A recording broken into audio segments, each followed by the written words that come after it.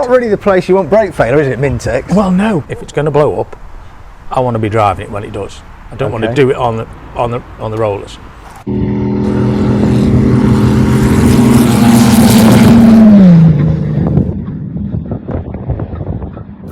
Here we are at a very soggy Elvington airfield a couple of days later, hoping the rain's going to stop so we can definitely do some testing.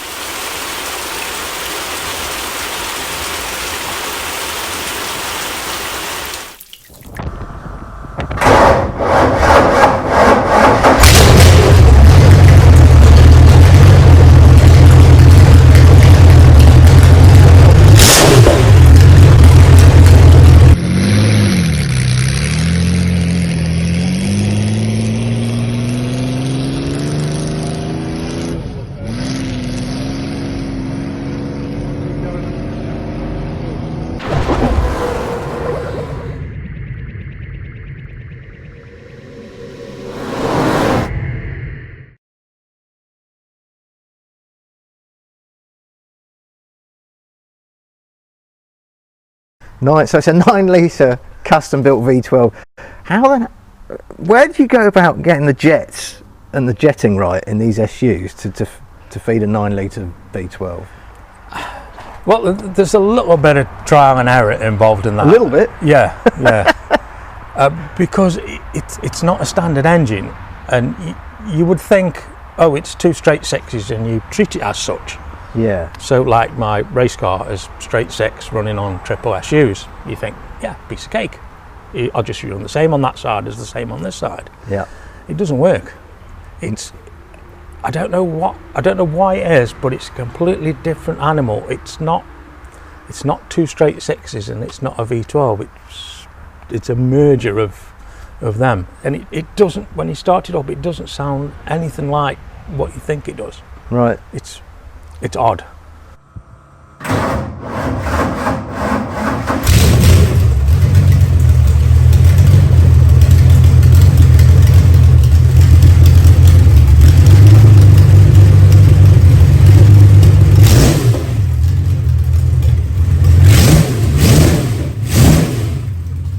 Okay. So you spent some time, I imagine, with files and needles and... Yeah, we've done some needle swapping, and obviously when we were at Elvington a few years ago, we had fuel issues from the get-go, but it was I can't just take it out on the road and see how it's doing. No. And we did go onto a rolling road, but that's a completely different story, which we'll get to later on. So yeah, the first time we went out in it, which was at Elvington RAF base. Yeah. We couldn't get enough fuel in the carbs. It sucked the carbs dry. Right. To be honest, at like 2200 RPM.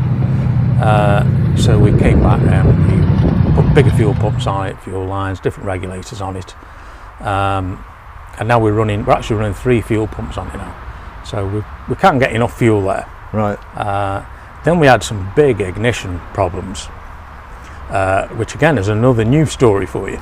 Right. So we'll get to that bit as well. We finally got it somewhere close the last time we're out, and then we hit a lean spot at about 3,500 to 4,000 revs. It starts to lean off a little bit. Right. So we put different springs in the dash pots now. So we've got a stiffer spring in there. So that should give us a little bit more fuel in through the rev range using that needle. What I've got in there. There's a little bit of something sticking out of the top of one of these SUs, Kev. Right, this is my little tuning device. Yeah. So when the piston raises up when you put your foot down, if I've got a lean spot, I've got little colour-coded marks on there, so we can see we're on white there, and then it'll change to yellow and then red. Oh, so you know how far the piston's coming up? Yeah, so I know exactly on my needle. I can reprofile my needle at exactly the right place. Right. Yeah, so that's why that's there. So little, just slides up and down like that, with a little bit of grease around there just to keep it sealed up. Because I can't actually see it unless I take these off. I can't see it. Can't see the piston moving. What sort of rev do you turn it at? I mean, what do you need it to spin at? I don't know. There's a lot of unknowns in it. When you start it up, it revs really freely. It is a really free revving engine, and when we've been playing with it, I don't want to take it over. When I was on the rolling road, I said to the guy, don't take it over £4,000. Right. If it's going to blow up, I want to be driving it when it does. I don't want to do it on the rollers. So on the straights, it's never been over 4K yet. Right.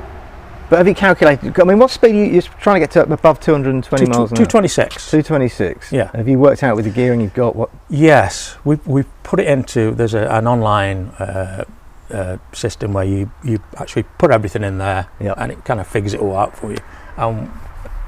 It is over, we should be going over what we're after, but then we've got drag factors which I'm not sure, and we need wind tunnels and stuff to work that out, so that's a bit of an impossible for me. So you're just going to go for it? I'm going to wing it. Okay, fair enough. But I'm going to have fun winging it. Yeah, I'm sure. What's the gearbox, just out of interest? That's Jaguar 5-speed. What's that from? Jag. Right. Everything's Jag? Everything is Jag. Okay. Probably modified, but it's still Jag. I like to keep it all Jag. So Right. apart from a bits of metal, it's 100% Jag. And there is there was a bonnet that sort of fitted on quite well, I don't.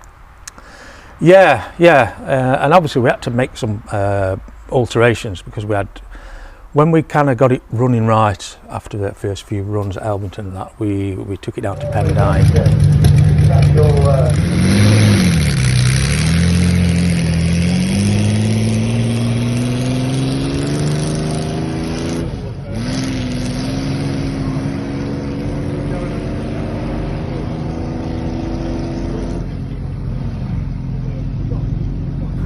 and we'd got some cooling issues.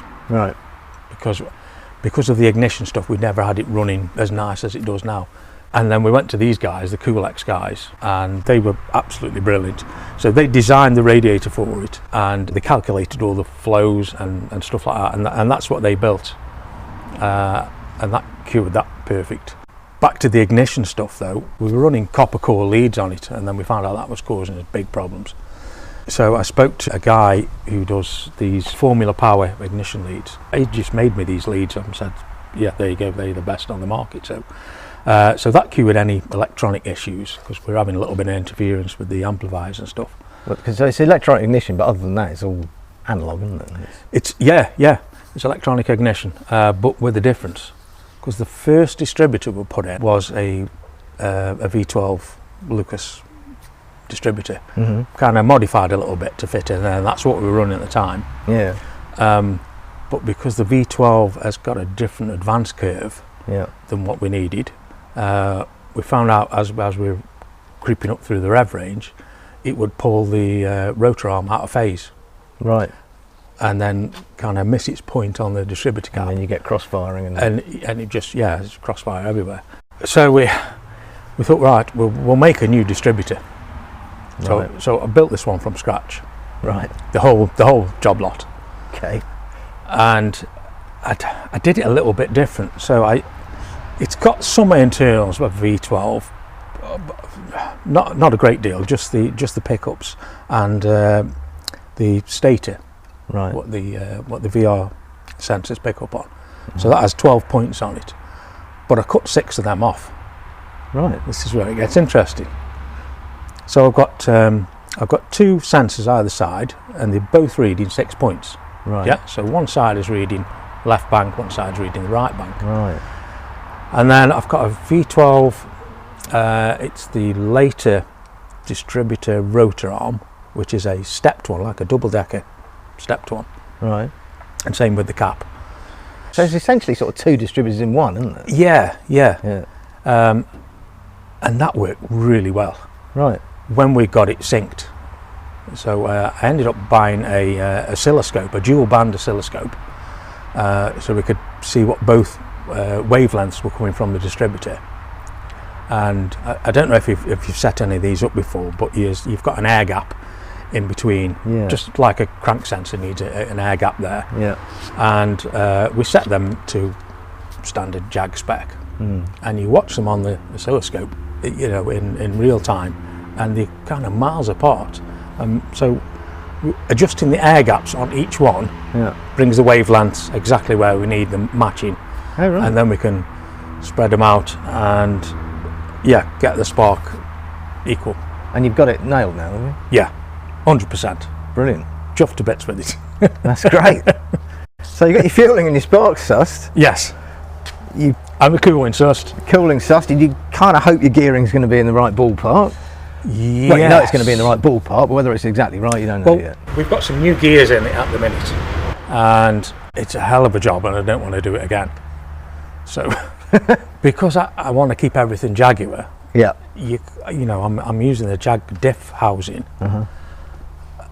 because I want to, because, you know, anybody else would just chuck a Ford 9-inch in it and get some off-the-shelf gears. Yeah. But I need to keep it Jag. I don't know, some crazy reason, but yeah, so I can't go and buy anything I need. So I've got this crown and pinion gear.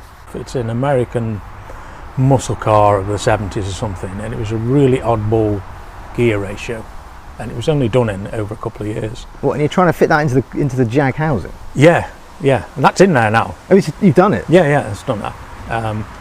And it was the second attempt, because I had to make a complete new carrier Right. for the crown wheel. Okay. Really So would have been easier putting a Ford 9-inch axle in, wouldn't it? probably a lot easier. The actual pinion gear is huge. It's like this, but the crown wheel is very small, Right. and the ratio is 2.2 secret. 2.2 to secret. 2.2 secret, because I'm not telling you the rest of it. Everybody else can work that out if they need to. Anyway, that's all done, locked up, and it's all back in there now, and we're going to try that. So when did you last run it? And what speed did you get to? Well, that's the thing. There's not many places to take it. Well, I know. I'd love to run it down here. My good friend Charlie Bloomfield has exactly the same problem. So yeah. Well, getting back to another story, when we was at Elvington, we were running standard Jag brakes. Right, they didn't work at all. They just wouldn't stop it, because this is heavy now. Yeah, do you got any idea what it weighs? No, not a clue.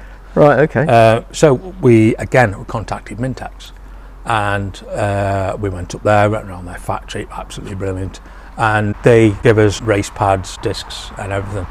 And they said, yeah, come on our test track and try it. It was like, yeah, great. Right. So yeah, we went on their test track. It's only a mile. It's a 1 mile piece of strip. So yeah, we had a lot of fun there testing. When we went for that testing, we had a list of everything to go through, including the brakes, to test and tick off the list. That's fine. Yeah. And one thing on the list was test the parachute. Right. Because I've never driven a car with a parachute on. Don't know what No, it feels not like. many of us have, really. Don't know what it feels like. Don't know if it's going to just throw me through the windscreen or something when I pull it. So yeah, that was all new to us. So yeah, we set off down the runway, and I think we're doing about 130. Right. And I thought, right, I'll pull the parachute. So I hit the lever, and nothing happened. Oh. And the end of the runway come up real fast. Right. So I'm standing on the brake pedal, and I'm pushing back on the seat as hard as I can. I'm on that brake pedal, and there's smoke. I thought it was on fire. There was smoke pouring from the brakes. I mean, huge clouds. And we probably stopped a few feet off the end of the runway before we went into just a pile of rubbish area. Not really the place you want brake failure, is it, Mintex? Well, no, but all the Mintex guys come out in their white tech, stuff. They all come running across, and they just come out looking all around the brakes, and said to me again, and then run off again. That's good enough. It stopped in time. That's good enough. Yeah, so they were well. Why did the parachute not deploy then? What was wrong with that? Rookie area. That was. Yep. You didn't take the safety catch off or something? Basically, that was it. Yeah, it's a little safety cord. It's a little safety cord, and but yeah, lesson learned. Right. Won't do it again. Okay.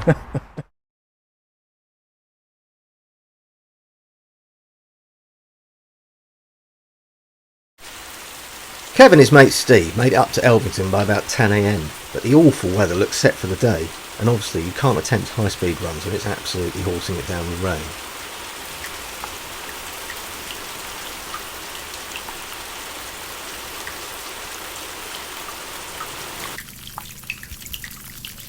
However, after lunch it finally started to ease off a bit, So the lads decided to get the car off the trailer in the hope that the skies would clear and the track would dry. Sure enough, the high-speed gods put in an appearance and the rain went off to bother someone else. Time to fire up that unique V12.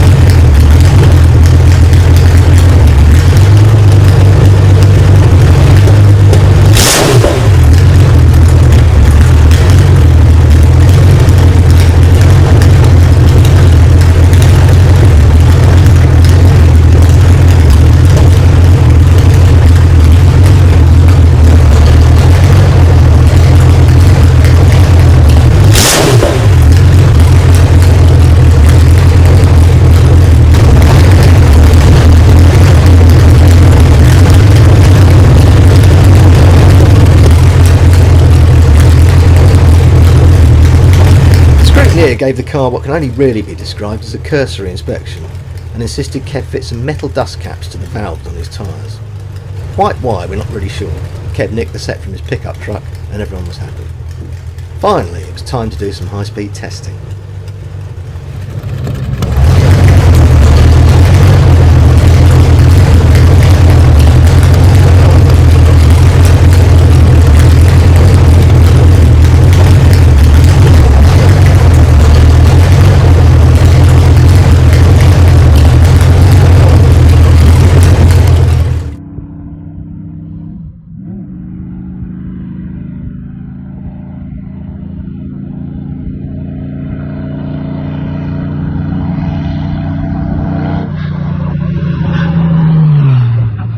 On the initial run, Kev could see that the alternator wasn't charging, so the car came back in and the lads had the bonnet off again.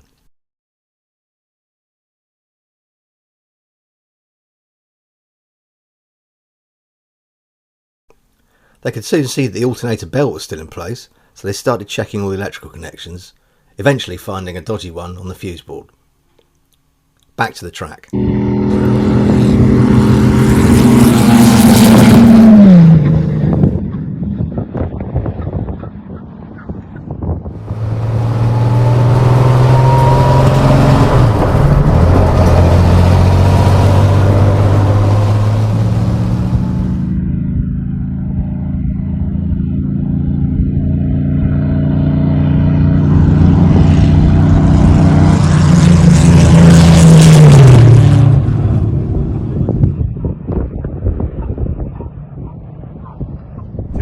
.32. Yeah. No, this is your first ticket from first run. What's that? Yeah. 1:23 roughly. That's on the mile, isn't it? Yeah. Yeah, but there's no more timing tickets now till tonight because something's gone wrong. Right. Thanks, Kev.